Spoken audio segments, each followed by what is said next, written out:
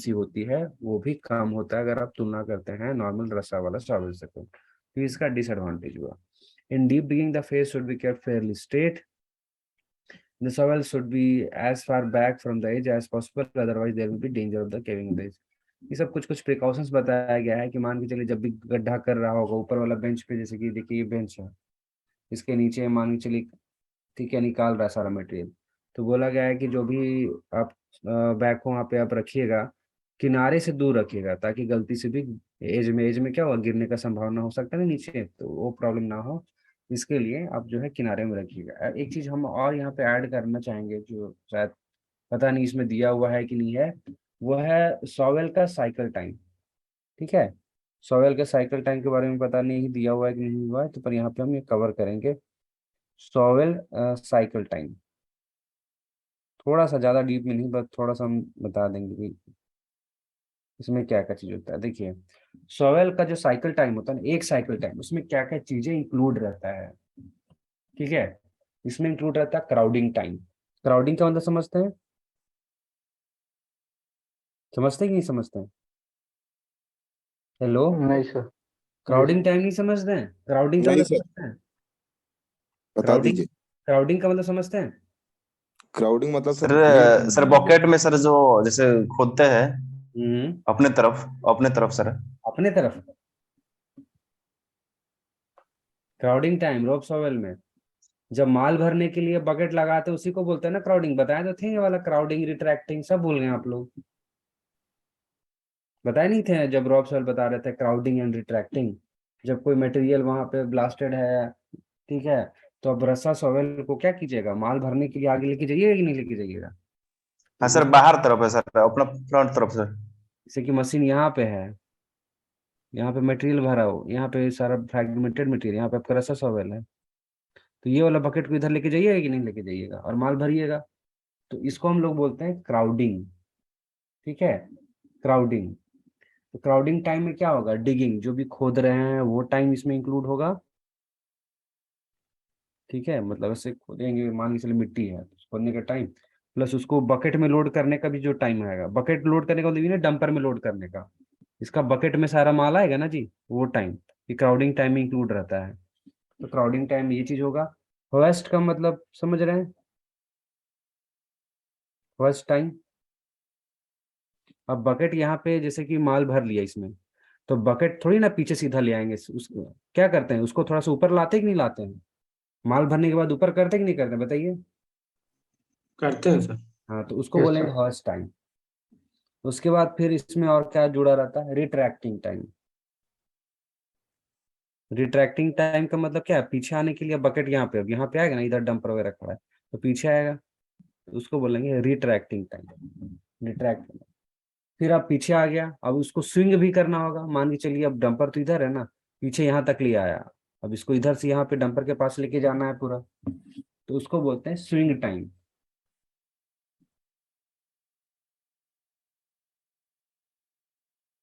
ठीक है, अब ऊपर ले आया डंपर के ऊपर, अब क्या करेगा, जो भी उसका मटेरियल है वो डंपर में अनलोड कर देगा, है कि नहीं है?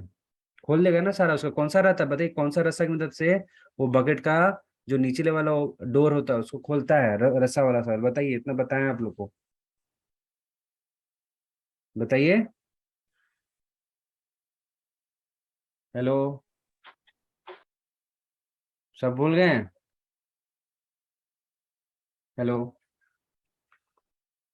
हेलो, बोलिए। ऊपर रोप सर। कौन? ऊपर रोप। टिपर?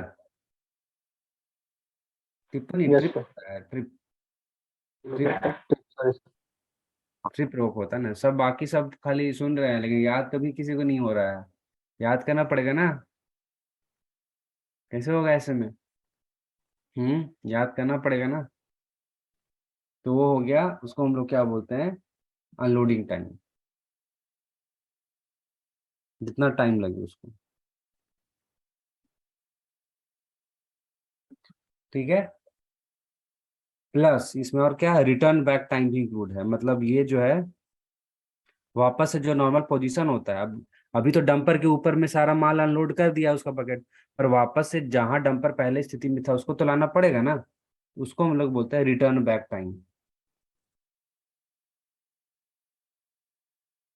प्लस अब लेके आए ऊपर ही आपका क्या है, सारा अपना बकेट है, उसको नीचे करना पड़ेगा अगला साइकिल के लिए। Lowering bucket time for next cycle. इतना सारा जो टाइम होता है इसको हम लोग बोलेंगे क्या, सॉवेल का एक साइकिल टाइम। सॉवेल का एक साइकिल टाइम बोलेंगे हम लोग, याद रहेगा। सर ये क्या बता रहे हैं सर, कुछ समझ में नहीं आ रहा। सॉवेल का साइकिल टाइम बता रहे हैं। मतलब सर, मतलब ये सॉवेल क्या करती है तो उस चीज का, मतलब वो लगाती है मटेरियल में अपना बकेट लगाती है सर। देखिए अगर आप बड़े बड़े इंजीनियर बन जाइएगा, असिस्टेंट मैनेजर बन जाइएगा, तो हर चीज़ का आपको हिसाब किताब देना पड़ेगा। अब कोई भी माइनिंग सरदार या कोई भी वर्कर या जो भी ड्राइवर है बोल दिया सर हमको इतना टाइम लग गया है, एक्चुअल में वो क्या क्या कि सो गया और आपको बता दिया कि नहीं कुछ हो ही नहीं रहा है, मतलब इतना में इतना ही कर दी, तो फिर आपको जाना चाहिए ना कि कितना टाइम में क्या लोड होता है, तब तो आप उसको बता पाइएगा। तो एक एक टाइम होता है ना कि एक पूरा जो बकेट है, सॉवेल बकेट जो है पूरा लोड करके, कहाँ से जो भी मटेरियल लोड कर रहा है उसको अपने बकेट में लोड करके डंपर में डालने तक का एक जो पूरा समय होता है उसको बोलते हैं सॉवेल का साइकिल टाइम। ये जो कंप्लीट अच्छा सर। ऑपरेशन है तो उसके उसमें क्या क्या टाइम इंक्लूड क्राउडिंग करता है वो सब बता रहे हैं, टाइम, है कि नहीं है। रिट्रैक्टिंग टाइम मतलब Recording सर। stopped. एक सेकंड, हेलो। जी सर। Yes sir. थोड़ा सा रिकॉर्डिंग ऑन कर लेते हैं। चलने दीजिए ना सर। Recording in progress. तो देखिए यहाँ पे क्या हो रहा है, हेलो। ये देखिए अभी क्या है, सॉइल अपना नॉर्मल पोजीशन पे है। क्या हो गया ये, एक सेकंड, है वो भी ऊपर हो रहा है, ठीक है दिखाई दे रहा है ना। देखो उसका ट्रिप वाला रोप खोल दिया तो उसका बकेट खुल गया। तो अभी क्या है, ये देखिए क्राउडिंग टाइम है, ठीक है। क्राउडिंग टाइम यहाँ पे नहीं है, अभी देखिए क्राउडिंग टाइम यहाँ पे है, अभी यहाँ पे आ गया, ठीक है नॉर्मल पोजीशन पे अपना आ गया। अब क्या है, अब इसको लेके जा रहा है माल उठाने के लिए, ठीक है माल उठाने के लिए लेके जा रहा है कि नहीं जी, ठीक है। अभी जहां से वहां से मतलब बकेट उठाना स्टार्ट किया था ऊपर उधर लेके जा रहा था, उसको अभी क्राउडिंग टाइम बोलेंगे। अभी ये क्या करेगा अभी देखिए, अभी अभी क्राउडिंग टाइम स्टार्ट है, जितना भी टाइम लगेगा जितना भी मिनट लगेगा सब क्राउडिंग टाइम में इंक्लूड होगा। अभी डंपर आ गया है, ठीक है देख लीजिए थोड़ा, तो थोड़ा हम फास्ट कर देते हैं, बहुत स्लो हो गया है, नॉर्मल कर देते हैं, ठीक है। तो अभी देखिए क्या हो रहा है, ये डंपर अपना जगह पे खड़ा हो गया। अभी क्या करेगा देखिए, विकास नाम का यहाँ पे एक रस्सा वाला सॉवेल है। अब वो क्राउडिंग कर रहा है। क्राउडिंग का मतलब क्या हुआ, जो भी माल है, ठीक है जो भी लोड करना है उसको उठाने के लिए वो समय ले रहा है, उसको बोलेंगे क्राउडिंग टाइम। तो पहले क्या क्या होगा, जो भी ब्लास्टेड मटेरियल था उसके अंदर अपना बकेट डाला होगा, फिर बकेट में वो लोड किया होगा सारा माल, तो उसी टाइम को हम लोग बोलेंगे क्राउडिंग टाइम। सर हल्का क्वालिटी कम कर लीजिए सर, इस कारण से रुक के चल रहा है क्या? अच्छा ऐसा हो रहा है क्या, हो सकता है सर। चलिए 480 पे चला लेते हैं अभी, नहीं सही चल रहा है, ठीक है। तो देखिए अभी क्या करेगा ये, एक सेकेंड, देखिए बार बार कुछ नहीं, देखिए अभी क्या है, दिख रहा है आपको बकेट, ये है हाँ सर। Crowding time. ये पूरा जो है माल भरा, ठीक है, माल भरा कि नहीं भरा, अभी माल भरेगा, अभी शायद अभी बकेट खाली है। अभी पूरा जो लोड करने में समय लगेगा ना, देखिए अभी क्या नहीं है, और बकेट जो है डाल रहा है पूरा ब्लास्टेड मटेरियल पे और उसको भरेगा। भरने में जो भी टाइम लगा ना उसको पूरा बोलेंगे क्या, क्राउडिंग टाइम। देखिए जितना भी टाइम लेगा अभी बकेट भरने में उसको क्या बोलेंगे, क्राउडिंग टाइम। बकेट भरने के बाद क्या, रस्सा हल्का से उठाया होगा, देखिए रस्सा उठा हुआ है ना, पहले तो जमीन के नीचे था ना जब माल लोड कर रहा था, अभी रस्सा उठा दिया, तो उसको क्या बोलेंगे, रसा उठाने में जो समय लगा, बकेट रसा उठाया किस लिए, ताकि बकेट ऊपर हो जाए, उसको बोलेंगे होइस्ट टाइम। अब क्या है, होइस्ट टाइम होने के बाद क्या हुआ कि बकेट को पीछे लाया होगा, और पीछे लाने का जो समय होगा उसको रिट्रैक्टिंग टाइम। अब आता है स्विंग टाइम। अब जहां से माल उठाया होगा वो घूम के डालेगा, देखिए डंपर पे, तो ये है स्विंग टाइम। अभी जो स्विंग टाइम ही हो रहा है, अभी स्विंग टाइम कहाँ तक है, ये देखिए, एक सेकेंड, यहाँ तक हो गया आपका स्विंग टाइम। ठीक है, ये हो गया इसका स्विंग टाइम, यहाँ तक स्विंग टाइम हो गया। अब क्या, अनलोडिंग टाइम भी आएगा। अब क्या करेगा, ट्रिप केबल खोला, अभी देखिए अनलोड हो जाएगा सारा कुछ, देखिएगा सारा जो मटेरियल है वो अनलोड हो गया। ये हो गया क्या, अनलोडिंग टाइम। इसमें और किस क्या, आप देखिए रिटर्न बैक टाइम भी इसमें इंक्लूड है। रिटर्न बैक टाइम में ये जा रहा ना नेक्स्ट ऑपरेशन के लिए, ये भी समय इंक्लूड करना है। उसके बाद देखिए बकेट को नीचे कर रहा है, यहां तक जो है एक साइकिल टाइम कंप्लीट होता है। समझ में आया, यहां तक एक साइकिल टाइम जो है वो इंक्लूड होता है। समझ में आया कि नहीं आया, हाँ सर, फिर आ से गया सर। repeat कर दे रहे हैं, ठीक है।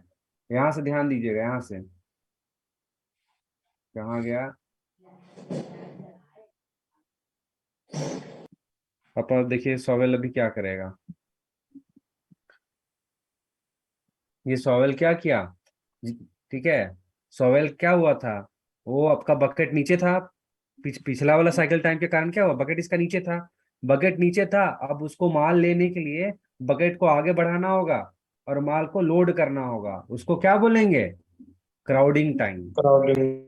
ठीक है, जैसे ही बकेट में मटेरियल भर गया, बकेट को क्या करेगा, ऊपर उठाएगा, उसको कौन सा टाइम बोलेंगे, कौन सा टाइम फर्स्ट टाइम। बोलेंगे, फर्स्ट होइस्ट। फर्स्ट। जैसे ऊपर उठा लिया, स्टार्टिंग। अब बकेट को क्या करेगा, पीछे लाएगा कि नहीं लाएगा, जी जी, रिट्रैक्टिंग तो क्या टाइम। बोलेंगे, रिट्रैक्ट टाइम। अब पीछे लाने के बाद क्या करेगा, वो स्विंग करेगा, है कि स्विंग। नहीं है। डंपर के ऊपर अपना जो बकेट है उसको लाएगा, उसको कौन सा टाइम बोलेंगे, कौन सा टाइम बोलेंगे, swing. Swing time. Swing time. ये देखिए ये क्या चल रहा है, ये आपका क्राउडिंग टाइम है, यहाँ से आपका क्राउडिंग टाइम चालू। ठीक है, ये आपका क्राउडिंग टाइम हो गया। सर ये सब का बकेट कैपेसिटी कितना होगा सर? ये डिपेंड करता है बकेट कैपेसिटी, अब हमको एग्जैक्टली हमको पता नहीं, क्योंकि इसका स्पेसिफिकेशन को थोड़ी नहीं पता, अलग अलग बकेट कैपेसिटी का आता है। सर 10 मीटर क्यूब 10, 15, 20, 25 कुछ भी। ये देखिए ये कौन सा टाइम है बताइए, ये कौन सा टाइम स्विंग है, time sir, swing time. Swing time है यहाँ तक। वही टाइम है।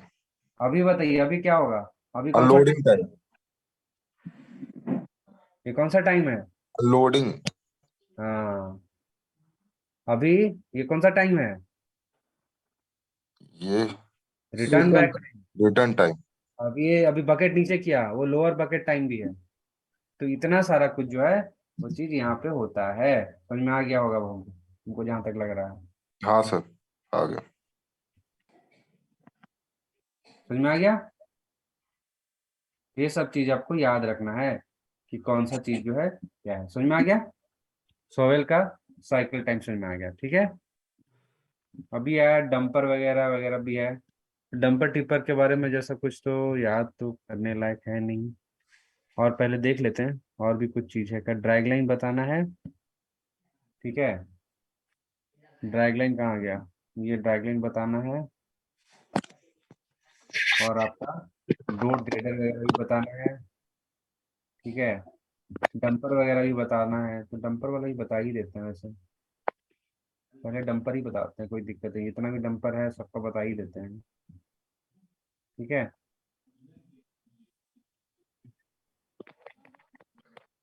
डंपर्स एंड टिपर्स, ठीक है, डंपर और टिपर सब चीज को यहाँ पे हम लोग यहाँ पे कवर करेंगे, ठीक है।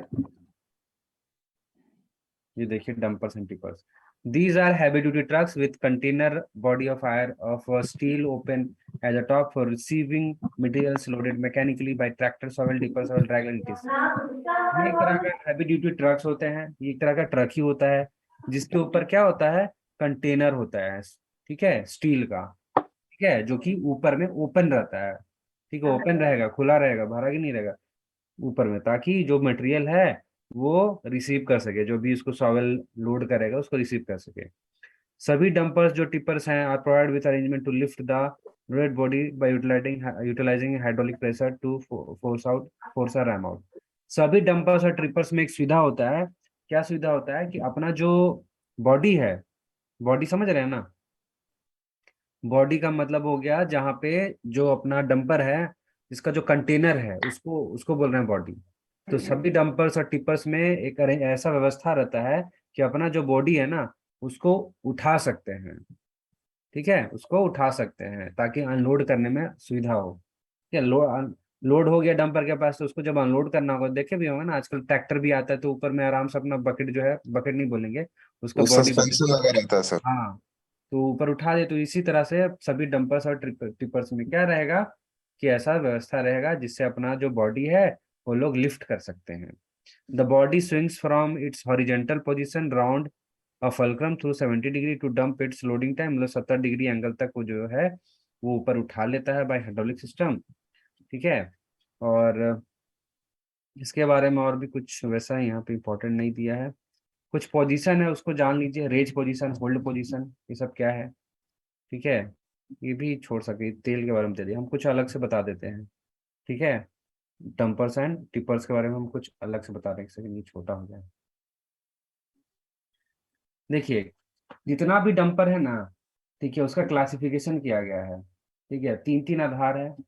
पहला आधार है on the basis of dumping, dumping के आधार पे। ठीक है, कि किस तरह से डंप करता है, बहुत सारा है, हम तो एक दो तीन बताएंगे। On the basis of dump, dumping के आधार पे ना, डंपिंग के आधार पे डंपर्स के कई सारे टाइप्स होते हैं। जैसे कि होता है rear discharge dumper.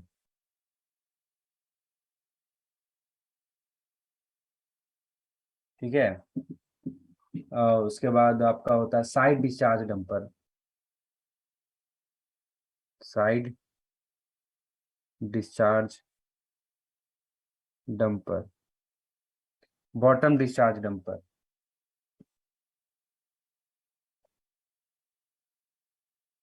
Bottom discharge dumper. India में ज्यादातर आप जो देखे होंगे वो यही देखे होंगे, रियर डिस्चार्ज डंपर। साइड वाला इस्तेमाल भी नहीं होता है, बॉटम वाला भी इस्तेमाल होता है। एक हुआ क्लासिफिकेशन डंपर का। दूसरा आधार भी है। ठीक है, दूसरा आधार भी है, जैसे कि क्षमता के आधार पे, कैपेसिटी के आधार पे।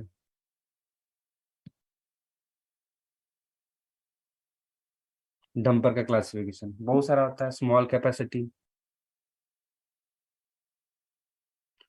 कैपेसिटी डंपर बोलेंगे, मीडियम कैपेसिटी बोलेंगे, और लार्ज कैपेसिटी बोलेंगे। स्मॉल मीडियम में अंतर क्या होता है, 50 टन तक जो होता है ना, 50 टन तक, तो उसको बोलेंगे कि स्मॉल डंपर है, स्मॉल कैपेसिटी डंपर है। मीडियम जनरली 50 से लेके 100 टन के बीच में होता है, और जो लार्ज डंपर्स होता है वो 100 से ज़्यादा। ठीक है, 100 टन से ज़्यादा हो जाएगा, उसको क्या बोलेंगे कि बड़े साइज का वो डंपर है। ठीक है,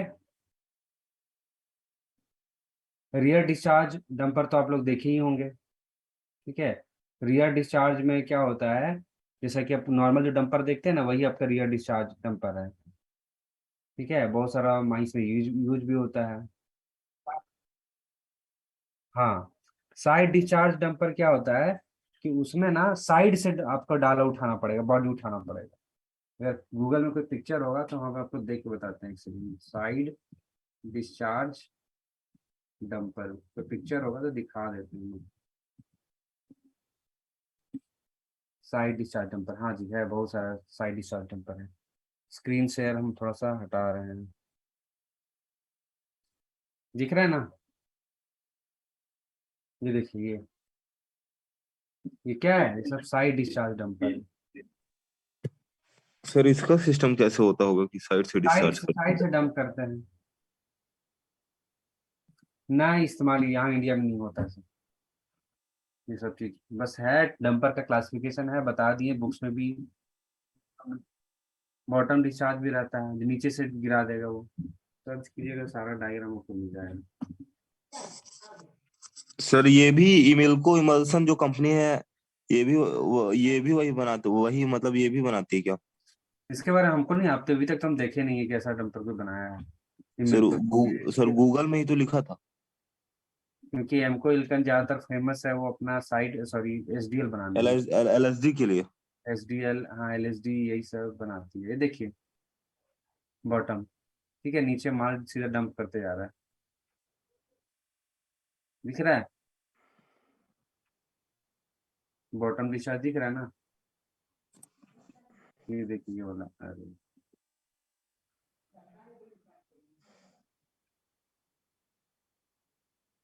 यहाँ पे।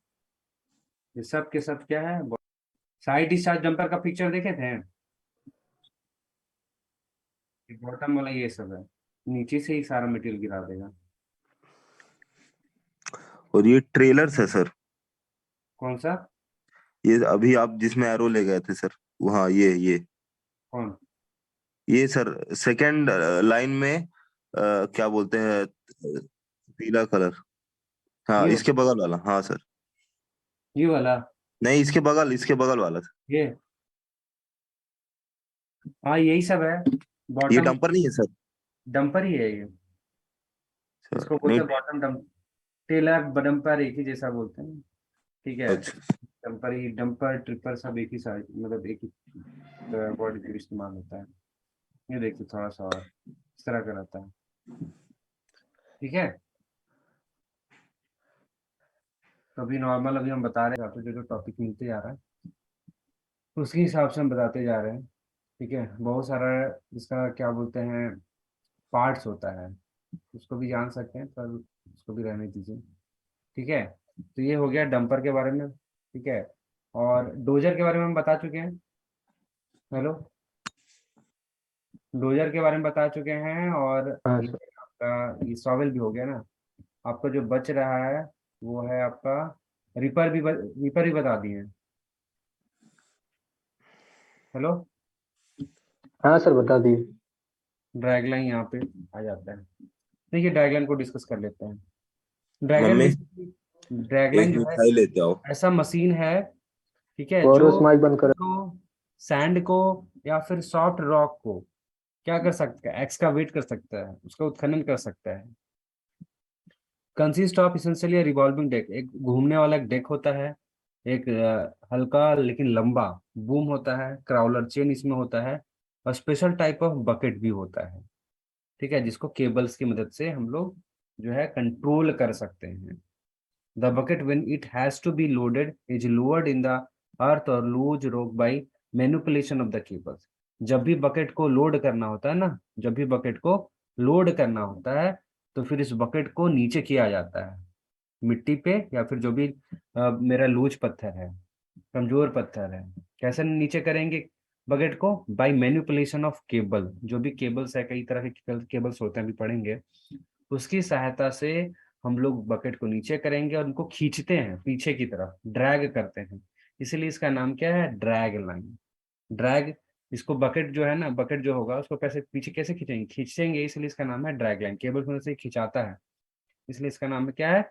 Drag line. जैसे जैसे ही खिंचाएगा वैसे वैसे ये लोड होता चला, जैसे जैसे पीछे होता चला जाएगा वैसे वैसे क्या है, ये लोड होता चलेगा, इसीलिए इसका नाम ड्रैग लाइन पड़ा है, ठीक है। ये ड्रैग लाइन जो है डीजल इंजन से भी ऑपरेट हो सकता है, ठीक है, या फिर बिजली से भी हो सकता है, ठीक है।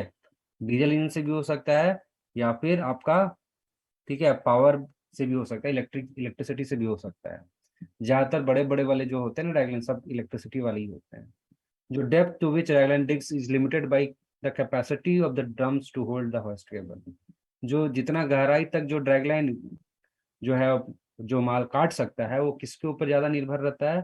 वो इसमें ड्रम रहता है, फर्स्ट केबल ड्रम रहेगा, जैसे कैसे बताए थे कि एक रॉक सेबल में एक ड्रम रहता है जो खींचता है रस्सा को, इसी तरह इसमें एक ड्रम रहता है। तो उस ड्रम का जो कितना क्षमता है फर्स्ट केबल को होल्ड करने का, उसके ऊपर ये पूरा निर्भर करता है। जब ये खोद रहा होता है ड्रैगलाइन, ठीक है, the bucket after its loaded is hoisted up the boom given a swing of 90 degree and the contents are then unloaded by manipulation of. जब बकेट जो है वो भर जाता है तो उसको ऊपर उठाया जाता है रस्सों की मदद से, कई सारे रस्से होते हैं, ठीक है, और बूम को 90 डिग्री जो है घुमाया जाता है, और फिर जो भी मटेरियल इसमें बकेट में था वो सबको अनलोड कर दिया जाता है बाई यूजिंग केबल्स, केबल की मदद से सारा जो है मटेरियल जो है वो अनलोड कर देंगे। कुछ और जान लीजिए। A dragline is suitable for digging alluvium, sandy soil, unconsolidated rock और blasted coal rock। देखिए यहाँ unconsolidated coal या rock है, इसको काट दीजिए। कोल के लिए इस्तेमाल नहीं करते हैं, ब्लास्टेड रॉक के लिए हो सकता है। ठीक है, कोल लिखा हुआ है पर कोल के लिए इस्तेमाल नहीं होता ड्रैगलाइन। ठीक है, याद रहेगा ना, लिख दिया है कोल पर कोल नहीं होता है। ठीक है, कोल के लिए ड्रैगलाइन इस्तेमाल नहीं करते हैं। It digs below the level at which it stands and form the position, can dig over a wide working place and cast the earth over a wide area within the reach of the boom। ये जिस भी level पे खड़ा होता है, जैसे कि कैसे अपना बैक होता है, तो जिस भी लेवल पे खड़ा रहेगा उसके नीचे का लेवल में वो खोद सकता है। ठीक है, और बहुत ही ज्यादा चौड़ा एरिया तक जो है वो सारा ये काम कर सकता है, जितना दूर तक इसका बूम पहुंचेगा। It is generally not employed to load dumper, ये डंपर को लोड करने के लिए इस्तेमाल नहीं होता है। As the accurate positioning of the dragline bucket over limited area of the dumper delays the cycle operation and on the common application is dumping of burden। क्यों नहीं करता है डंपर में लोड? क्योंकि इसको जो अगर हमको लोड करना होगा तो बकेट को सीधा डंपर के ऊपर रखना होगा। तो डंपर के ऊपर यानी कुछ छोटा सा एरिया है उसके ऊपर हमको रखना पड़ेगा बकेट को। तो इसमें ना मैनिपुलेशन जो होता है ना रस्सा का, इतना डिफिकल्ट होता है कि आप बहुत सीमित वाला जगह पर इसको कंट्रोल नहीं कर पाइएगा रस्सा की मदद से। ठीक है, कि बहुत लंबा केबल होता है, मतलब लंबा बूम होता है, 90 मीटर 80 मीटर, इतना बड़ा बड़ा बूम ही होता है।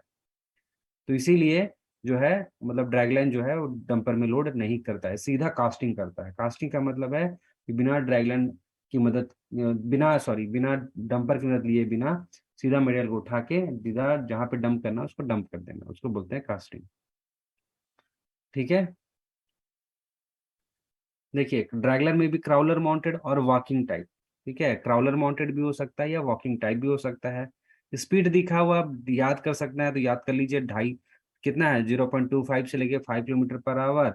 और वॉकिंग ड्रैगलाइन का जो स्पीड होता है 0.18 से लेके 0.6, मतलब क्राउलर माउंटेड का जो स्पीड होता है वो वॉकिंग वाला टाइप से ज्यादा होता है। इतना ही दिया हुआ है आपका इसमें, क्या बोलते हैं, वॉल्यूम में, पर हम इसे कुछ ज्यादा बताएंगे। ठीक है, जैसे कि आपको पता है कि जो ड्रैगलाइन है, ठीक है, वो वेस्ट ओवरबर्डन के लिए इस्तेमाल होता है। ड्रैगलाइन किसके लिए इस्तेमाल होता है जी? ये सिर्फ और सिर्फ ओबी के लिए इस्तेमाल हो सकता है। अब ओबी जो है अगर मिट्टी है, एल्यूवियम है या सैंडी सॉइल है तो कोई दिक्कत नहीं, तो सीधा ही उठा लेगा। लेकिन हार्ड रॉक्स है, सॉफ्ट रॉक है, मतलब ब्लास्टेड सॉफ्ट रॉक भी है, पत्थर है, तो सीधा नहीं ना होगा, तो फ्रैगमेंटेड बोलेंगे। टूटा हुआ जो पत्थर वगैरह होता है ब्लास्टिंग करके, तो उसको भी ये कर सकता है। ठीक है, कास्टिंग। सर ड्रैग लाइन से सर कोल एक्सट्रैक्ट नहीं कर सकते? नहीं नहीं नहीं करते। 90 मीटर बूम है तो 90 मीटर का एरिया तक फेंकेगा। हाँ जी, देखिए यहाँ से, देखिए ये इसका इस तरह का मशीन है ना, कुछ इस तरह से रहता है। ठीक है, ये इस तरह से 90 मीटर यहाँ, तो ये यहाँ से 90 मीटर इधर कर दिया तो इधर कितना हो जाएगा, बहुत इधर भी 90 मीटर हो जाएगा ना, ये लगभग इतना सा एरिया जो है वो कवर कर लेगा, या इधर का भी एरिया कवर कर लेगा। इतना इससे बड़ा बड़ा भी होगा तो और बड़ा बड़ा कवर करेगा। वर्किंग फेज से माल जो है, देखिए ये वॉकिंग टाइप भी तो होता है ना, इसी तरीके वही खड़ा खड़ा भेज दिया, हल्का सा आगे बढ़ा भी सकते हैं इसको, है कि जितना नहीं? इसका बूम का लेंथ होता है। जितना बूम का लेंथ होता है वहां से वो सीधा। ठीक है, जो नॉर्मली ये स्विंग के बारे में 90 डिग्री बोला गया है, पर आप देखिएगा ना बुक्स में, ये 360 डिग्री तक ये कर सकता है। तो कोई ठीक है, कोई बुक में 96 का दिया कि 88 तक या 90 तक करता है, 96, जिसको 96 मीटर का बूम का। जिसका बूम जितना बड़ा होगा उतना ज्यादा करेगा, है कि नहीं है? नहीं नहीं नहीं, ऐसा कुछ नहीं है। ठीक है, नॉमेनक्लेचर याद कर लीजिए, ये याद कर सकते इसका हैं। बूम एडजस्टेबल होता है। It can swing 360 degree. ठीक है, ये 360 डिग्री तक घूम सकता है, लेकिन जो है जब स्विंग करता है, कास्टिंग करता है ना, कास्टिंग के टाइम ये 90, कास्टिंग समय ये सिर्फ 90 से 120 डिग्री ये घूमता है। बाकी घुमाना चाहे तो इसको जो है वो 360 डिग्री तक घुमा देंगे। इसका साइज थोड़ा सा यहाँ पे याद कर लीजिएगा।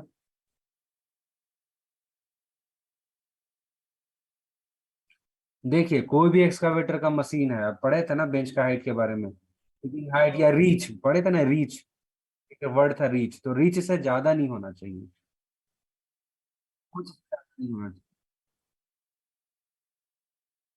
हाँ रख सकते हैं, ये उससे कम रख सकते हैं,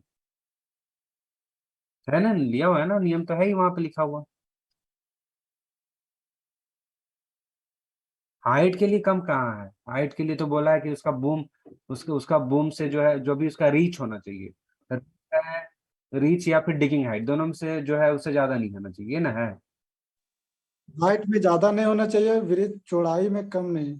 हाँ, हाइट जितना कम रहेगा उतना अच्छा है मेरे लिए, चौड़ाई जितना ज्यादा रहेगा उतना मेरा अच्छा है। ठीक है, ये जान लीजिए। साइज इसका एक्सप्रेस देखिए कैसे करता है। अगर कोई लिखा हुआ है 24/96 ड्रैगलाइन है, तो इसका मतलब क्या होता है? इसका मतलब है कि जिसमें बकेट लगा होता है छोटा सा, ठीक है, इसमें क्या लगा होता है, बकेट लगा होता है। तो इस बकेट को हम लोग बोलेंगे, इस बकेट का साइज हो गया क्या, 24। और जो उसके बाद जो नंबर आता है ना, वो क्या होता है, बूम का लेंथ। बूम लेंथ का मतलब ये वाला पोर्शन, ये इसका बूम का लंबा हुआ हो ना, लंबाई, ये क्या हो गया, ये हो गया 96। ठीक है, तो इस तरह से नॉमेनक्लेचर यहाँ पे हम लोग करते हैं।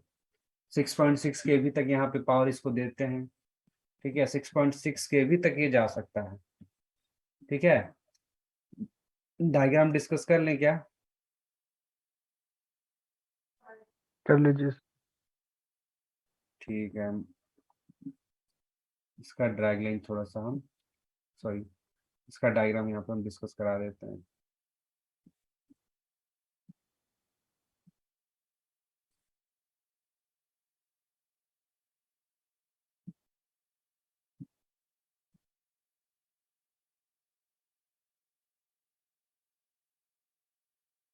हेलो, हाँ सर, दिख गया।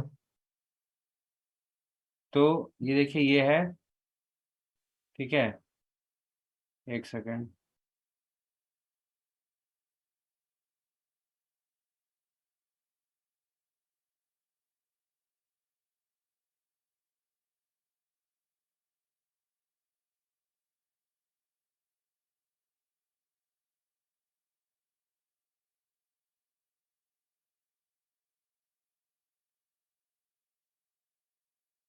एक सेकेंड।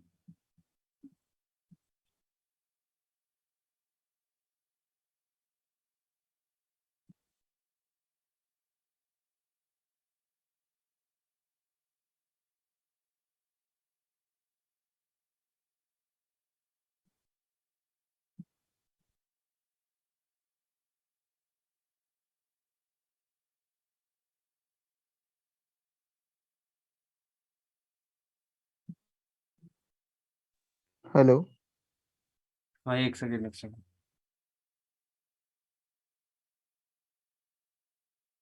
दिख रहा है?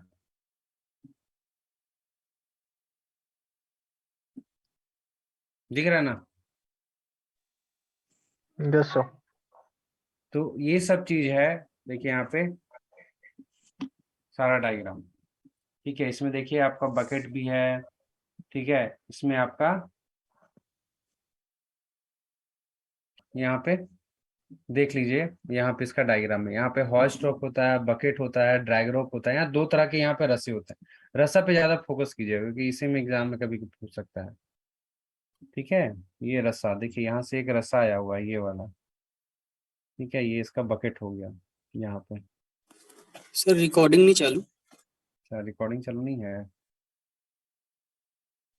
नहीं sir. Recording in progress.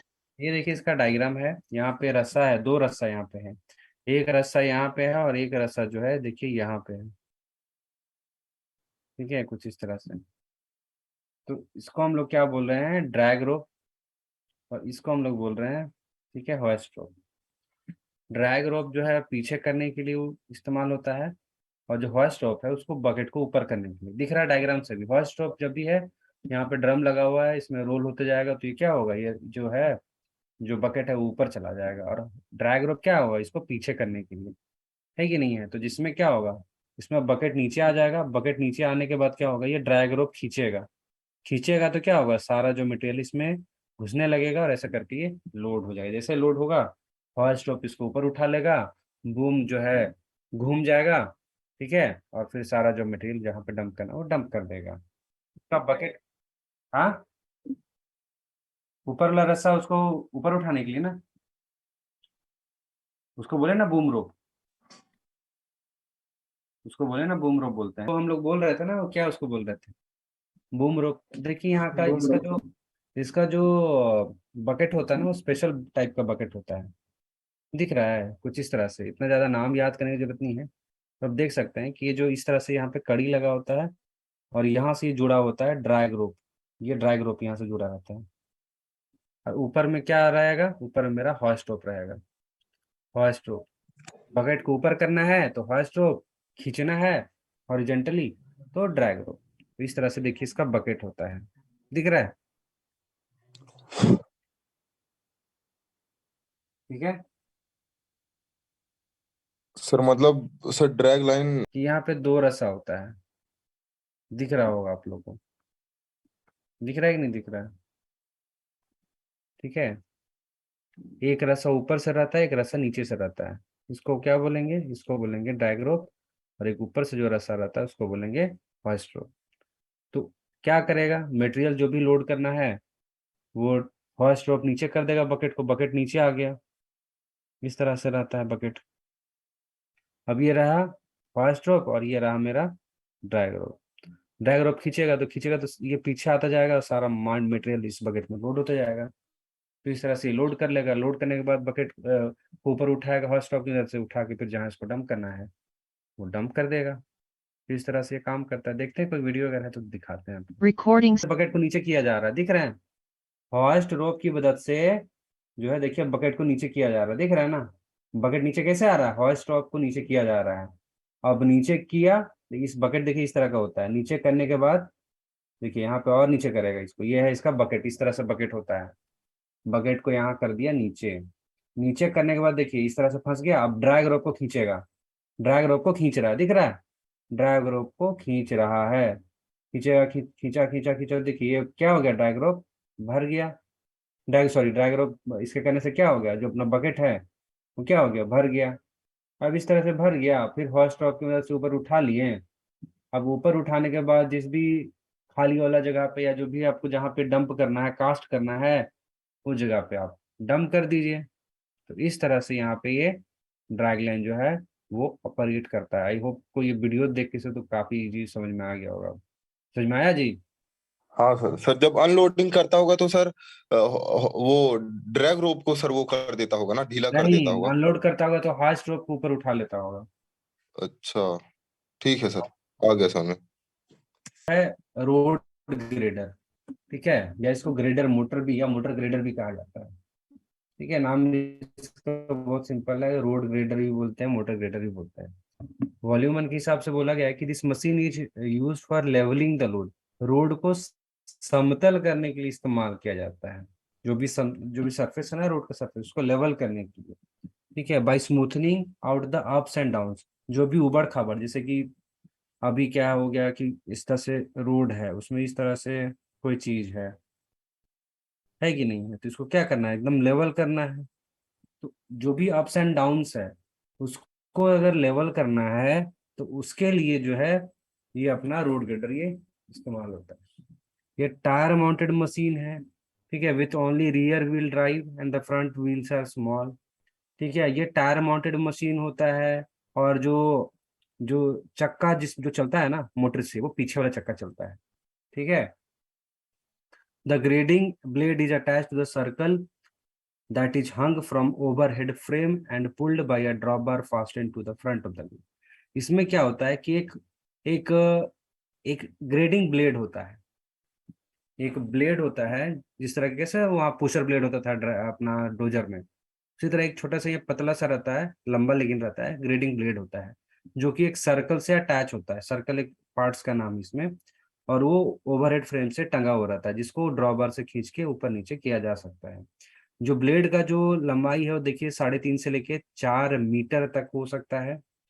And इसके जो एजेस होते हैं, किनारा जो होता है ना, जो कटिंग एजेस जो होता है साइड और बॉटम का, उसको हम रिप्लेस भी कर सकते हैं। Steering it directly connected the mechanical hand wheel through, मतलब स्टीयरिंग वेयरिंग सब सारा कुछ इसमें वैसे रहता है।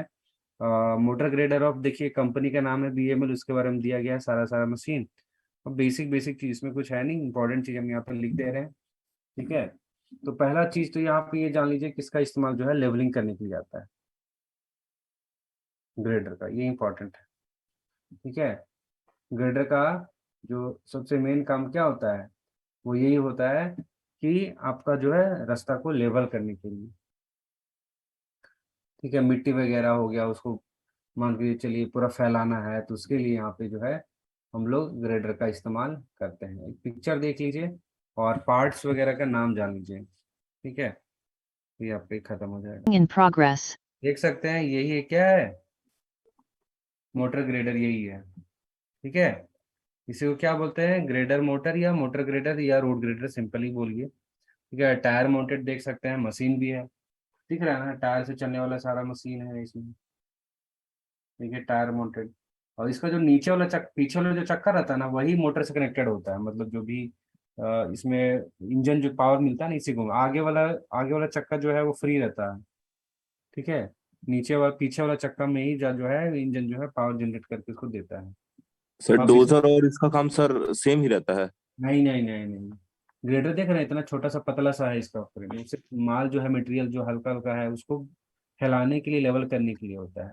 डोजर बड़ा बड़ा बोल्डर वगैरह जो है, बहुत भारी भारी जो, मतलब तो 4-4 मीटर 5-5 मीटर जो है, ये 4-4 5 मीटर नहीं, पर 2-2 3-3 मीटर का जो हाइट का, 1-1 मीटर का जो हाइट का मान के चलिए कोई बोल्डर वगैरह है, माल वगैरह, उसको नीचे करने के लिए, ठेलने के लिए इस्तेमाल किया जाता है, जबकि इसको रास्ता बनाने के लिए किया जाता है। सर ये जो ग्रेडर है बालू टाइप का मिट्टी रहेगा उसको लेवलिंग करने के लिए काम तो आएगा। हाँ, मिट्टी एकदम स्मूथ होना चाहिए, ऐसा भी नहीं कि बहुत ज्यादा हार्ड। ये सब रोड बनाने में देखा होगा, रोड बनाने बनाने में ज्यादातर आप देखेंगे, घर जैसे घर में भी हाईवे बनाने में या घर का रास्ता बनाते हैं, इसका इस्तेमाल होता है। मिट्टी उट्टी पूरा फैलाने के लिए इसी का इस्तेमाल होता है। अब देखिए यहाँ पे, देखिए यही है ग्रेडिंग ब्लेड, दिख रहा है, ये क्या है, ग्रेडिंग ब्लेड। अब इसको ना क्या करते हैं, ये किससे अटैच रहता है, एक सर्कल से अटैच रहता है। सर्कल यहाँ पे किसको बोल रहा है पता है, देखिए सर्कल देखिए बता रहे हैं कौन है ये सर्कल, ये देखिए, ये एक सेकेंड, ये वाला सर्कल है, ये दिख रहा है, ये सर्कल है, इससे अटैच है कि नहीं, है कि नहीं है, ये सर्कल से अटैच रहता है। और और ये क्या क्या रहता है, ओवरहेड फ्रेम, ये है इसका ओवरहेड फ्रेम। ये ओवरहेड फ्रेम से ये सर्कल जो कनेक्टेड रहता है, फिर इस सर्कल से कनेक्टेड रहता है क्या, इधर का प्लेट। मेन पर्पस इसका लेवलिंग के लिए इस्तेमाल होता है। वीडियो थोड़ा सा आप देख सकते हैं कि कैसे ये ऑपरेट करता है।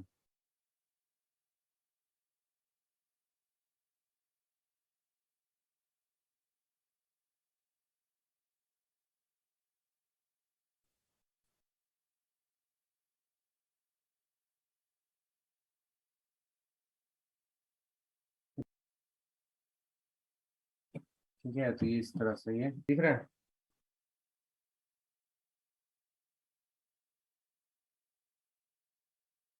यही है ग्रेडर, दिख रहा है ना। वो जो ब्लेड है उसको टेढ़ा वेढ़ा भी कर सकते हैं, ऊपर नीचे ब्लेड है ना, ब्लेड को हल्का सा ऊपर नीचे कर सकते हैं, टेढ़ा भी कर सकते हैं। देखिए नीचे कर दिया है ब्लेड को, एकदम पूरा लेवल कर देगा रास्ता।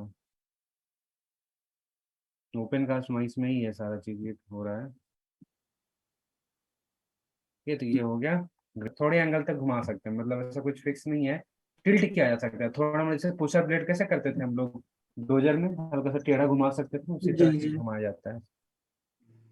कोई मतलब कोई फिक्स डाटा नहीं दिया हुआ। नहीं नहीं, कोई फिक्स डाटा नहीं दिया कि इतना डिग्री तक घुमा सकते हैं।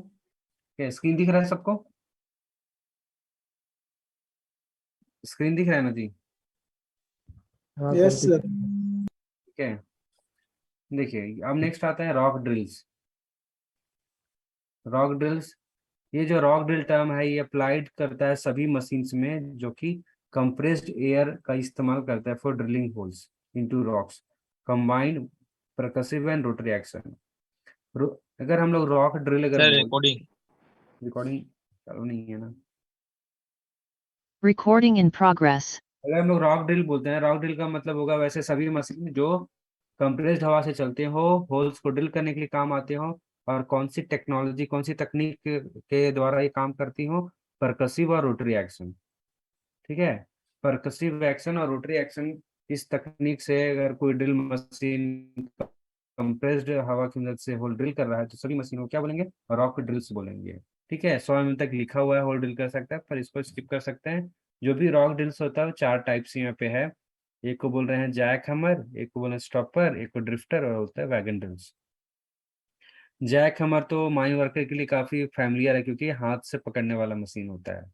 And अनमाउंटेड drill use for vertically downward drilling, नीचे अगर मान के चलिए ड्रिल करना ना तो उसके लिए हाथ से पकड़ने वाला ड्रिल मशीन है।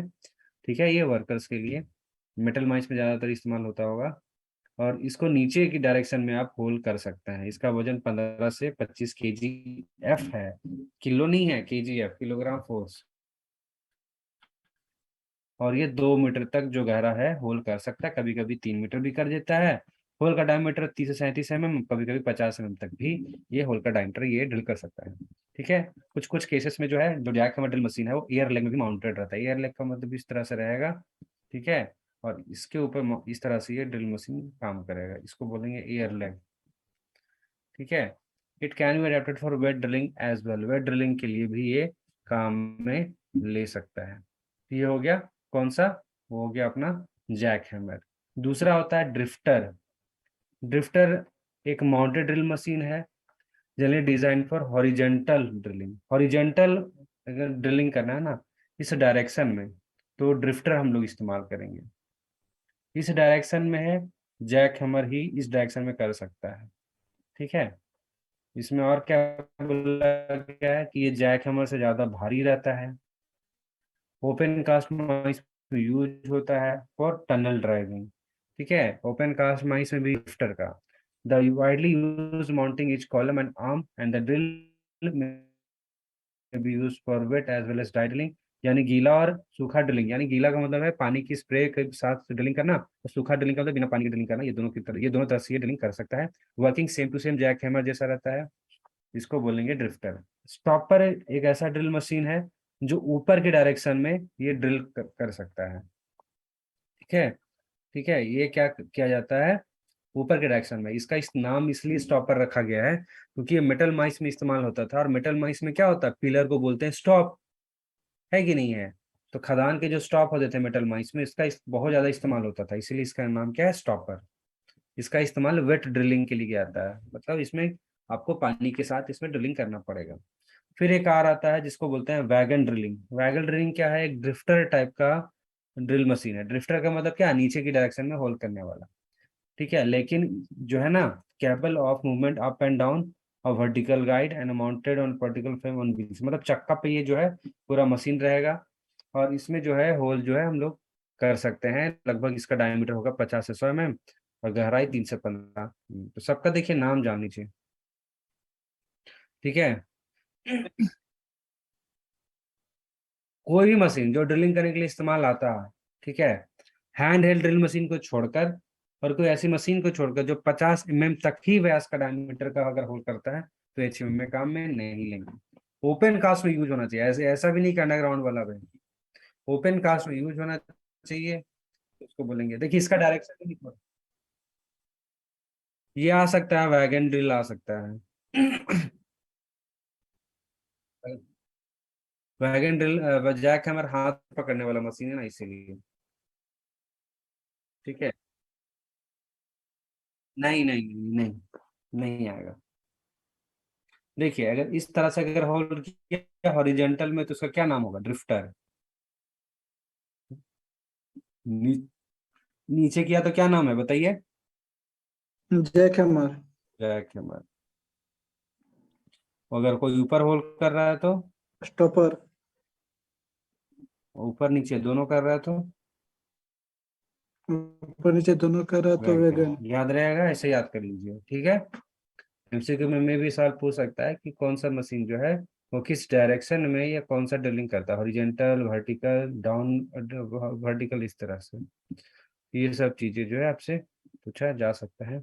बाकी जैक हैमर, वैगन और क्या बहुत सारी चीज ड्रिल मशीन के दिया हुआ है, उसको छोड़ सकते हैं।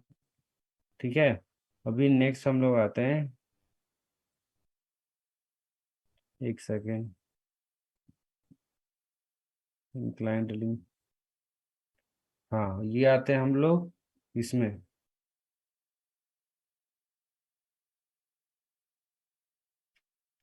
बकेट व्हील एक्सकावेटर में। Bucket wheel excavator lignite mines में ज़्यादातर इस्तेमाल होता है।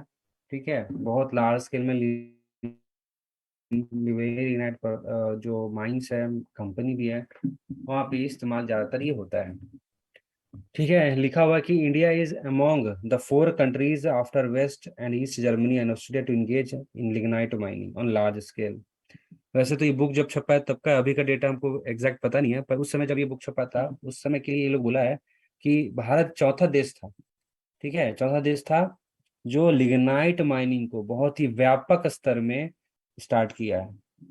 पहले तो जो भी जर्मनी था, West Germany, East Germany, Australia, ये सब सबसे ज्यादा व्यापक स्तर पे लिग्नाइट का माइनिंग ये लोग किया। भारत चौथा ऐसा देश बना था जो इतने लार्ज स्केल पे लिग्नाइट का माइनिंग करता था। माइंस सबसे बड़ा जो लिग्नाइट माइंस था एशिया का, एशिया का सबसे बड़ा लिग्नाइट माइंस कहाँ था, वो था अपना नेवेली लिग्नाइट एनएलसी में। ये प्रोजेक्ट है कहाँ पे, नेवेली एक जगह का नाम है जो कि साउथ आरकोट डिस्ट्रिक्ट है, तमिलनाडु का एक जिला है साउथ आरकोट। तो यहाँ पे ये रहता है, ये माइंस तो अपना। जैसे सर लिग्नाइट से अच्छा तो सर बिटूनस होता है, तो सर मतलब लिग्नाइट को सर मतलब ऐसा मतलब पर्टिकुलर वैसे क्यों दर्शाया जाता है सर? मतलब जैसे इंडिया में सर पूरा उसका वही नवेली लिग्नाइट मतलब वो हो गया, कॉर्पोरेशन हो गया सर।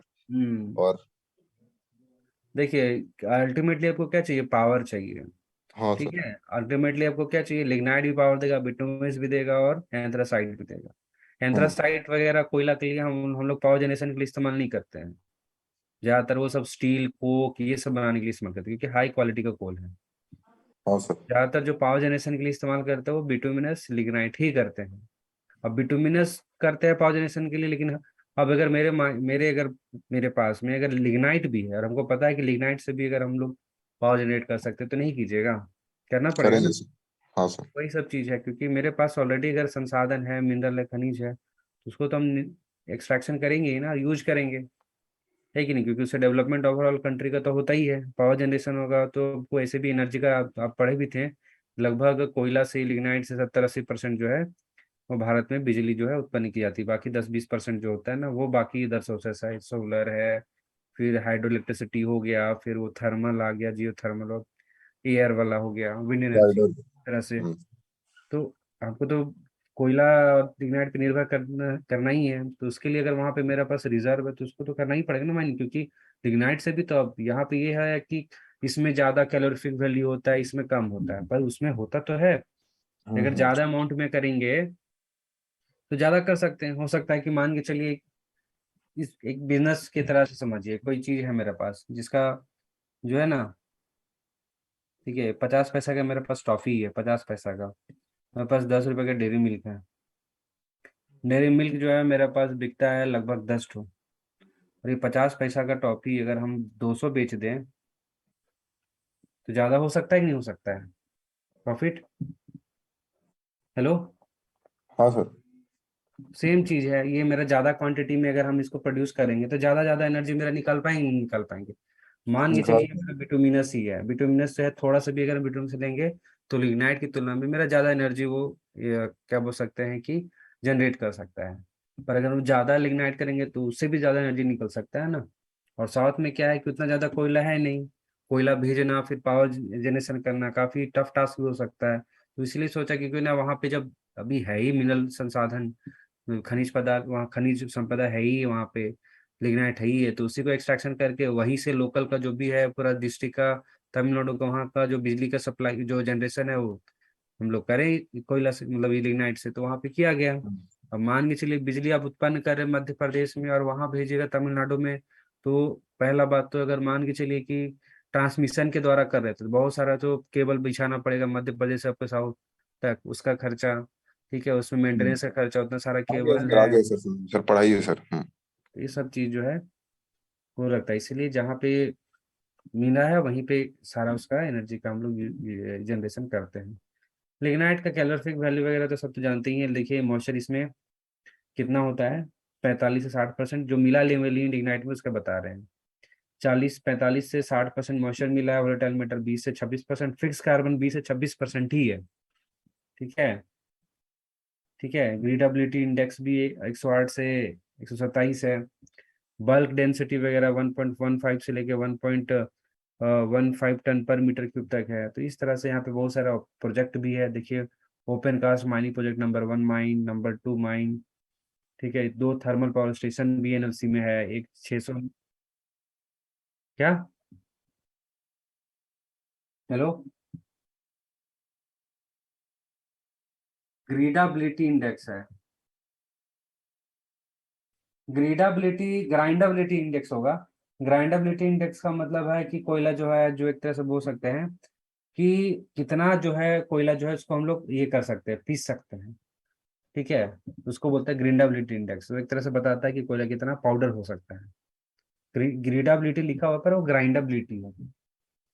ठीक है, स्पेलिंग यहाँ पे मिस्टेक हो गया, ये लोग ग्रीडाबिलिटी नहीं है, ठीक है, ग्राइंडेबिलिटी है। ग्राइंडेबिलिटी इंडेक्स से हम लोग को पता चलता है कि कौन सा कोयला जो है जल्दी जो है पाउडर होगा, कौन सा नहीं होगा। ग्राइंडेबिलिटी, ग्राइंड का मतलब क्या, पीसना है कि नहीं है। तो कौन सा पत्थर जल्दी पीसेगा, कौन सा पत्थर बहुत ज्यादा टाइम के बाद पीसेगा, इसी को मेजर करने के लिए एक इंडेक्स बनाया गया है कि किस ईज के साथ कोई भी चीज को ग्राइंड कर सकते हैं। तो उसको बोला गया ग्राइंडेबिलिटी इंडेक्स। तो 108 से लेके इसका 127 है। एजीआई बोलते हैं इसको, एजीआई इंडेक्स। क्या, हैंड ग्रोव ग्राइंडेबिलिटी इंडेक्स है, उसका बहुत सारा रहता है। ठीक है, तो चार्ट रहता है कितना इतना रहेगा, तो इसका ये होना चाहिए, सैंड का इतना होना चाहिए, ये सब चीज होता है क्या हर चीज का। ये 108 से लेके इसका 127 है।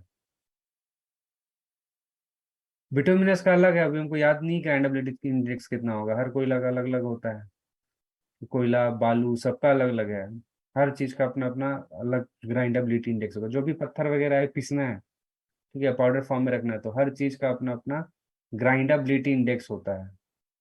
रेत का अलग होगा, लाइमस्टोन का अलग, बेसाल्ट, सब चीज का अपना अपना लगेगा। वो सब इंपॉर्टेंट भी नहीं है जानने के लिए, सर्च कीजिए गूगल पे तो आपको मिल भी जाएगा। देखिए क्या क्या चीज़ है, 2 प्रोजेक्ट बताया, ओपन कास्ट माइन और 1 2, 2 थर्मल पावर स्टेशन है, एक 600 मेगावाट और बाकी 1470 मेगावाट। एक फर्टिलाइजर प्लांट भी है जो यूरिया बनाता है, ब्रिंकवेटिंग एंड एल्टी कार्बोनेशन प्लांट, एक कार्बोनेशन प्लांट भी है, पर ये बंद हो गया शायद। क्ले वॉशिंग प्लांट, बहुत सारी चीज इसका बंद हो गया। विंड एनर्जी वगैरह सब कर रहा है, वैसे बुक में लिखा हुआ है, इसका डाटा भी कैसे गलत हो। क्या बोले, कोक कोल कहाँ से बनेगा, इसमें कोक ही नहीं रहेगा तो। कोक रहेगा तब तो बनेगा, लिग्नाइट में जल्दी कोक वगैरह बहुत कम मिलेगा। ठीक है, बाकी पूरा खदान के बारे में लिखा हुआ है ये पूरा। देखिए स्ट्रिपिंग रेशियो बता दीजिए 5:1 है। ठीक है, स्ट्रिपिंग रेशियो बताया गया है कि ये 5:1 यहाँ पे बताया गया है।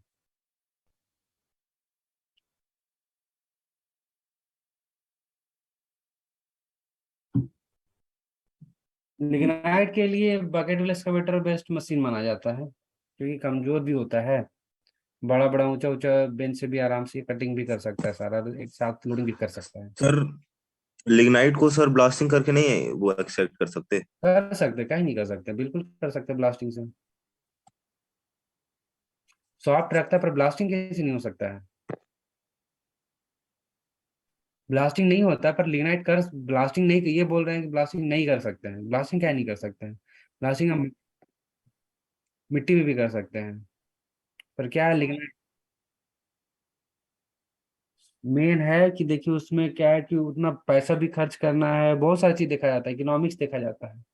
क्या आप लिग्नाइट, एक तो उसका सेल वैल्यू काफी कम होता है कोयला से, उसमें आप ब्लास्टिंग कराइएगा, फिर लोडिंग कराइएगा अलग से, फिर ये सब कराइएगा, तो उतना सारा कॉस्ट भी कटिंग देखा जाता है। ऊपर से ये भी देखा जाता है कि उसका पत्थर आराम से सॉफ्ट होता है, तो वो आराम से कट जाता है बकेट विल एक्सकवेटर से, तो उसी को हम लोग ज्यादा प्रेफर करते हैं। ठीक है, ओवरबर्डन जो होता है लिग्नाइट माइंस में तो हमको ब्लास्टिंग करना ही पड़ता है उसका, ऐसा भी नहीं है कि माइंस में नहीं होता, कर सकते हैं। बहुत सारा माइंस में रहता है कि आपको जो है ओवरबर्डन को ब्लास्टिंग से हटाना पड़ता है। मान के चलिए ओवरबर्डन हार्ड पत्थर आ गया है, सर ठीक है, बकेट व्हील एक्सकेवेटर सर मतलब ओवरबर्डन भी सर मतलब वो कर लेता है, काट सब लेता कर है। देता है सब। ओवरबर्डन देखिए, बकेट व्हील एक्सकावेटर और सरफेस माइनर, ये ओबी और कोयला या इग्नाइट दोनों कर सकता है, मतलब ऐसा है। Surface miner coal and OB, और अपना bucket wheel excavator coal and sorry overburden and lignite. इसमें सर बकेट व्हील एक्सकेवेटर, अच्छा ये मस्त उसी के बारे में दिया। तो सर इसमें मतलब सेपरेट कैसे होता होगा सर ओवरबर्डन और वो क्या बोलते हैं कोल? सेपरेट कैसे होता होगा? जब ओवरबर्डन हटाता होगा, बहुत सारा मशीन लगा रहता है, एक तो बकेट व्हील एक्सकावेटर थोड़ी ना रहता है। वो ओवरबर्डन हटाता होगा, वो सारा जो ओवरबर्डन जो कटते जाता है, इस तरह से लोड होता जाता है, तो यहाँ से कटते रहता है, इधर इस तरह से कन्वेयर रहता है, इधर से जाके डंप एक जगह, स्प्रेडर ला के एक जगह डंप करते जाता है, वो ओवरबर्डन हो गया। अब दूसरा एक कोई मशीन होगा बकेट एक्सकावेटर जिससे कोयला का कटिंग करता होगा, तो उसका अलग जगह जाता होगा, तो उससे कोयला कट रहा है और इससे ओवरबर्डन कट रहा है। अच्छा। कुछ कुछ मेन चीज एग्जाम के लिए है, वो थोड़ा सा देख लीजिए कि bucket wheel excavator is the most spectacular of the all excavating machine. It is used for excavation and removal of soft or unconsolidated overburden coal and soft ores in benches up to 90 metre. ये 90 metre वाला याद कर लीजिएगा, 90 metre तक का bench तक का अगर हम लोग कोई मशीन कर सकते हैं इस्तेमाल, तो कौन सा बकेट व्हील एक्सकावेटर है, 90 मीटर तक। ठीक है, 90 मीटर का अगर मेरा बेंच है, सॉफ्ट बेंच है, सॉफ्ट पत्थर का, सॉफ्ट ओर का, ठीक है, या फिर ओवरबर्डन ही है, अनकंसोलिडेटेड टूटा हुआ ओवरबर्डन जो रहता है ना प्लास्टिंग किया हुआ, उसको भी लोड कर सकते हैं। सॉफ्ट अगर ओवरबर्डन है तो उसको सीधा एक्सकावेट कर सकते हैं। लिग्नाइट के लिए ज्यादातर हम लोग इसका इस्तेमाल करते हैं। बकेट व्हील एक्सकावेटर का तीन बेसिकली पार्ट होता है, एक होता है बकेट व्हील, एक होता है कनेक्टिंग बेल्ट, ठीक है, to the main crawler mounted carriage, ठीक है, and the loading belt which disposes of the excavated material continuously into rail wagons or conveyor belts through hopper cars। ठीक है, तो देखिए इसका तीन पार्ट होता है, एक तो बकेट व्हील, एक तो होता है कनेक्टिंग बेल्ट और दूसरा होता है लोडिंग बेल्ट। कनेक्टिंग बेल्ट जो है, जो मेन जो अपना कोयला कट के आ रहा है, सॉरी लिग्नाइट कट के आ रहा है, उसको कैरिज तक ट्रांसफर करता है। और वहां से जो लोडिंग बेल्ट है, वो सारा जो मटेरियल है, जो भी खनन किया गया है, उसको या तो लगातार रेल वैगन में उसको भरते रहता है, या फिर कन्वेयर बेल्ट में डाल देता है, जो दूसरा जगह जाके वो डंप भी हो सकता है। उसको हम लोग क्या बोलेंगे? बकेट व्हील एक्सकावेटर, याद कर लीजिएगा। बकेट व्हील एक्सकावेटर जो है वो 90 मीटर तक जो है वो यहाँ पे मेंशन है कि काम कर सकता है। ठीक है,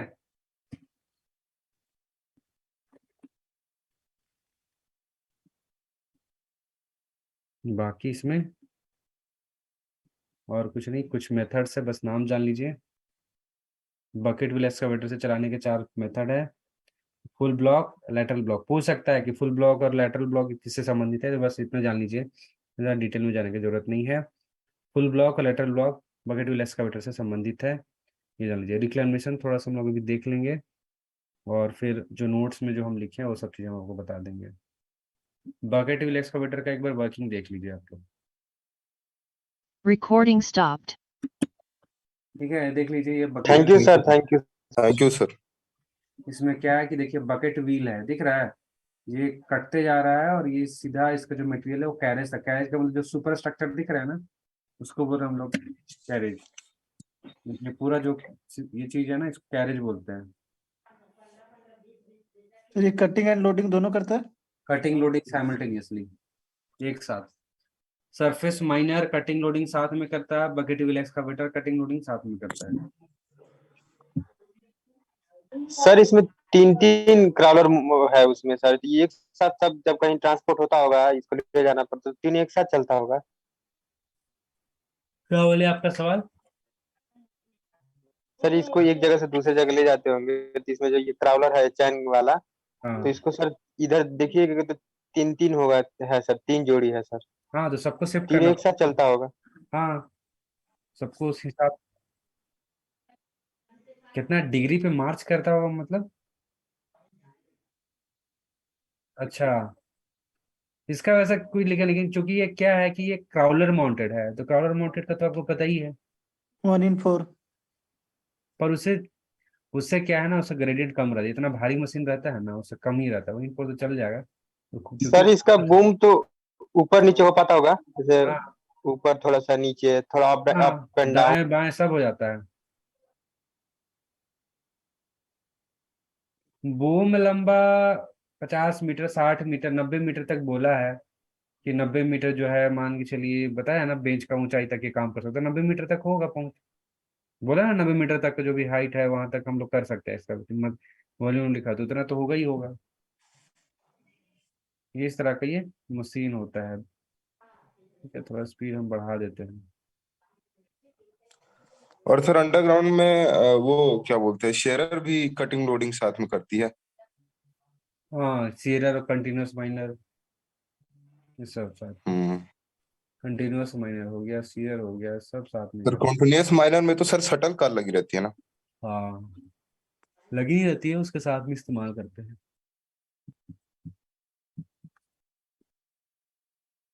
Recording stopped. तो ये हो गया बकेट व्हील एक्शन। रिक्लामेशन क्या है? Reclamation is the act of restoring the quarried area to the pre quarry state and render it useful for different purpose.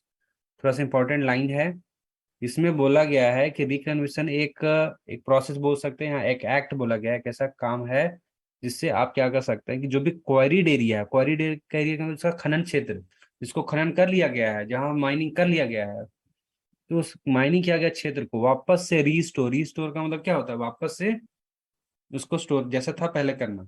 तो जो प्री क्वारी स्टेट है, प्री क्वारी का मतलब हो गया कि जब खदान वहां पे नहीं था, तब उस जगह का लैंड कैसा था, है ना। तो रिकन्वर्सन एक एक्ट है जिससे जो मेरा खनन किया हुआ क्षेत्र है, वो खनन करने से पहले का जो कंडीशन था, उस तरह कंडीशन को लाने का जो एक्ट है उसको बोलते हैं रिकन्वर्सन, ताकि इसका अलग अलग तरह से इसका इस्तेमाल किया जा सके। कोई पार्क बना दे सकता है, कोई वहाँ पेड़ पौधा कुछ भी लगा सकते हैं, लेकिन वो यूजफुल काम के लिए होना चाहिए। यूएसए और कई सारे विदेशी कंपनी जो देश हैं, यूएसए और कई सारे जो विदेशी जो मतलब देश बोल सकते हैं, फॉरेन कंट्रीज हैं, उसमें रेगुलेशंस लॉ सब बने हुए हैं कि अगर आप माइनिंग करते हैं तो माइनिंग करने के बाद आपको रिकग्निशन करना ही पड़ेगा, ये नियम है। ठीक है, हमारे भारत में भी ऐसा नियम है, पर यहाँ पे देखिए बहुत जगह आपको इसका जो है उल्लंघन आपको कई जगह मिलता भी है। माइनिंग तो हो जाता है, पर कई साल साल तक उस जगह को वहाँ पे रिक्लेम नहीं किया गया। आप खुद अगर झरिया झरिया कोलफील्ड से बिलोंग करते हैं, धनबाद से अगर बिलोंग करते हैं, तो आप देखते भी हो कई सारा जो खदान है बंद भी हो गया है, माइनिंग भी कर लिए हैं, पर उसका रिक्लेमेशन अभी तक नहीं किया हुआ है कि नहीं है। लिखा हुआ है कि such law does not exist in our country, but अभी है। ठीक है, आपको करना पड़ता है। तो बोला गया कि only Neyveli lignite complex the quarry area has been reclaimed and turned into pleasant parks. यहाँ बोला गया कि सिर्फ हमारे देश में लिग्नाइट जो माइंस था ना नेवेली का, सिर्फ वही ऐसा जगह है जहाँ माइनिंग करने के बाद उसका रिक्लेमेशन करके उसको अच्छे सुंदर पार्क में, छोटे छोटे जंगल में, चिड़ियाघरों में, रिक्रेशन सेंटर में कन्वर्ट किया गया है। बाकी जगह नहीं किया गया, मतलब ऐसा नहीं है, बहुत जगह वहाँ पे रिक्लेमेशन चल भी रहा है, बहुत जगह हो भी रहा है। और बहुत सारा जो अभी भी माइंस है, कोल माइंस जो है इंडिया में, खासकर CIL का, वहां पे आपको देखिएगा कि रिकग्निशन बहुत जगह नहीं हुआ है या पेंडिंग है। ठीक है, तो ये करना चाहिए recognition. In fact with a little foresight and planning the quarried area can be rendered more useful and valuable than in original pre state. अगर थोड़ा सा भी अगर ध्यान दिया जाए, अच्छे से प्लानिंग किया जाए, तो जो क्वायरीड एरिया यानी जहाँ खनन कर लिए हैं ना, उसको और ज्यादा अच्छे से इस्तेमाल कर सकते हैं। बल्कि पहले जो माइनिंग से पहले जो स्थिति था उस जमीन का, उससे ज्यादा उसकी वैल्यू बढ़ाकर उसका यूज कर सकते हैं, अगर ध्यान से उसका प्लानिंग किया जाए। तो यहाँ पे बोला गया है thus the vast marshland after the underlying mineral is excavated can be turned into profitable agriculture land। जो भी बहुत सारा पेड़ पौधा जगह था जहाँ पे मिनरल हम लोग माइनिंग कर रहे थे उससे पहले, हाँ, तो उस जगह को क्या है, माइनिंग हो गया, उस क्षेत्र को क्या कर सकते हैं, रिकन्वर्शन करके उसको प्रॉफिटेबल एग्रीकल्चर लैंड के रूप में भी कन्वर्ट कर सकते हैं, ताकि कृषि वगैरह भी वहाँ पे हम लोग चालू कर दे। वैसे इसमें कुछ बताने का कोई चीज हमको दिख नहीं रहा है। ठीक है,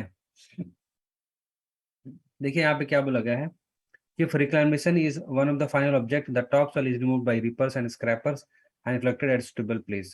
बोला गया है कि रिक्लेमेशन अगर अगर one of the final task है, ऑब्जेक्ट है, जो ऊपर का जो मिट्टी है वो रिपर्स स्क्रैपर्स की मदद से एक जगह पे हमको कलेक्ट करके रखते हैं, where it will not carried away by wind, जहाँ पे ये हवा से ये मतलब उड़ा के कोई नहीं लेके जाए, वहां पे इसको हमको रखना है। ठीक है, ना कि और ना ही ऐसा जगह पे रखना है जहाँ कोई नजदीक में घर वगैरह हो, है कि नहीं? नहीं तो पता चला कि क्या है, सारा विंड विंड जो उड़ा के डस्ट वगैरह भी पैदा कर सकता है। ठीक है, in suitable cases, such soil can be sold away, thus by doing with the need to stack it over a long period of life of the quarry. Small grass is allowed to grow over, so not raised and carried away by the wind. छोटे छोटे घास भी उगा सकते हैं top soil में, ताकि जो है हवा से वो बहा के नहीं लेके जा सके, या फिर उसको बेच भी सकते हैं, क्योंकि उससे पैसा जो है फिर दोबारा जो हम जमीन से मिट्टी खरीद के फिर हम उसको डंप करा सकते हैं।